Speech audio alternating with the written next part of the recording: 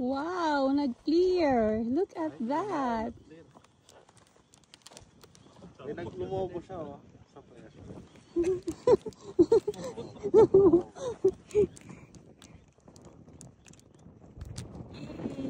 Nag-clear. Ano nga, luto.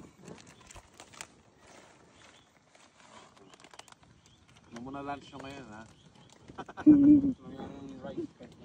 But, ay, ikutan mo kami dito.